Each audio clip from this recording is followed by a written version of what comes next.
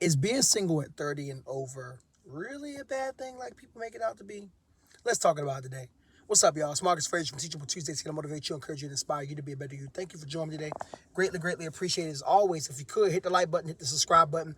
Make sure you hit the notification button to stay up to date with all of my future Teachable Tuesdays content. And today, we are going to have a very quick but probably needed conversation about this trend that I've been seeing going on all over social media, all over YouTube, and it's about people in their 30s, and there's a confliction, right? There's one side of people in their 30s where they're like, oh my goodness, I wish I was married, all my friends are married, family members getting married, so on and so forth, and it's frustrating. And then you got the other side of people in their 30s where it's like, oh, well, I'm just, I'm single and I'm living it up and I'm cool either way, you know what I'm saying? I'm just cool in it. And I'm here to let you know that regardless of what side you're on a good side. And the reason why I say you're on a good side is because I'm a firm believer that if you are single for a reason. Now, that reason could be beyond your control. That reason might be your fault. Who knows? Only you and the man upstairs know. But one thing I can most certainly say is being single does not constitute for a death sentence.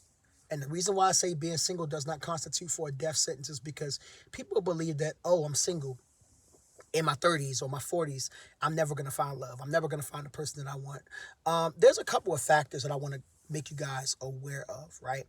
Number one, if you take a look at the dating market, I'm not just talking about these days. I'm talking about even back in the day and in general.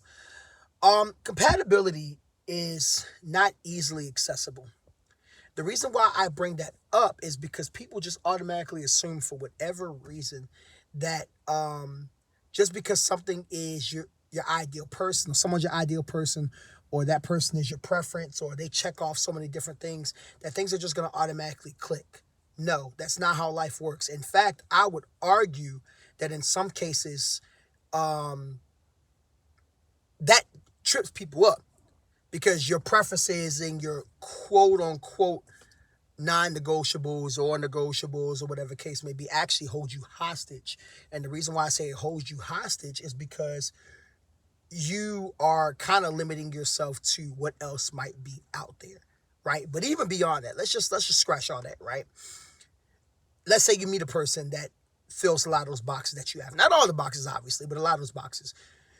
You still got to get past the initial stage, and then after that, it takes time to build trust, build a bond, and it's not easy, y'all. It's not easy. And I want to make something perfectly clear. Just because you see a lot of people married with kids, and so on and so forth, is not necessarily all glamorous. Granted, there are some of these individuals who are married and have kids who are living a great life and they are building a healthy relationship. But there are others where it's a lot of smoke and mirrors. You think you see one thing, but the reality is behind the scenes, it is horrible. And, the one thing that I've learned from people who have been married for 25, 20, 15, 30, 35 plus years is that marriage is not easy. It is ever changing and it's always going to change because those two individuals are always going to change. You have to learn how to accept change and change with your partner. Your partner has to accept your change. That's one of the biggest things that I've learned as far as wisdom for when I get married one day, if I'm lucky enough to have that, right?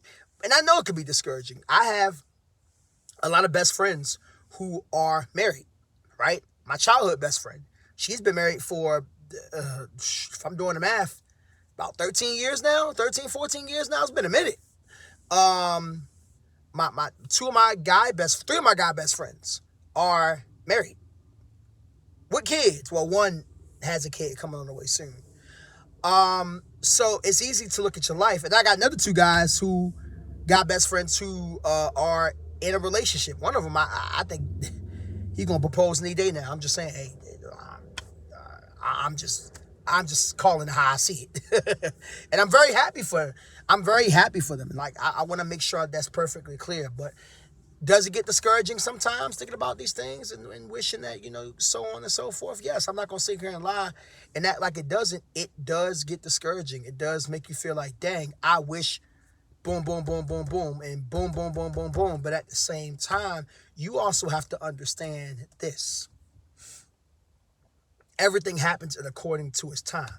And This is not coming from someone who's married. I know sometimes us single people, we get frustrated when married folk be like, oh, just wait, just be patient. It's coming, so on and so forth, this and that. And so, no, this is coming from someone who's single, who battles through a mixture of emotions. I have seasons where I'm great and I'm like, I don't need nobody.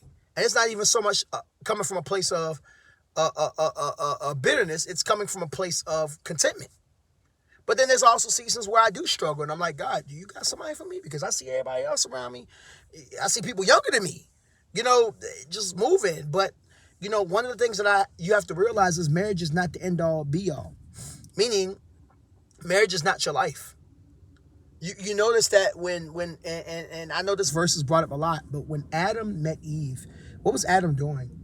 Adam was tending to his purpose. He wasn't thinking about no woman. So much so that God literally had to put him to sleep to be like, all right, you need to help me. Let me go ahead and I'm going to put some sleep powder on you. You know what I'm saying? Pokemon reference in case you didn't know. And next thing you know, he woke up and he saw a woman. And he knew immediately, God made her for me. And she is good. She is my partner in crime, if you catch my drift. You know what I'm saying? Like, sometimes you have to continue to be so busy in your purpose that you don't even worry about where's your husband at, where's your wife at. Because I guarantee you, and I've seen it happen so many times, and that's why I believe that at some point, I hope that it happens for me. I've seen people align out of nowhere. They doing their own thing one day, the next thing you know, they done got snatched up. Or God put them in the position to snatch somebody up. It's a beautiful thing to have a life partner. But I'll tell you one of the biggest things that nobody talks about. I would much rather be single, excuse me, than to be with the wrong person. I would much rather be single with no kids than to have kids with someone who is not a good fit for me. It's not a God fit. Let me rephrase that. Not just a good fit, a God fit. Because a woman could be a good fit for me, but she might not be a God fit.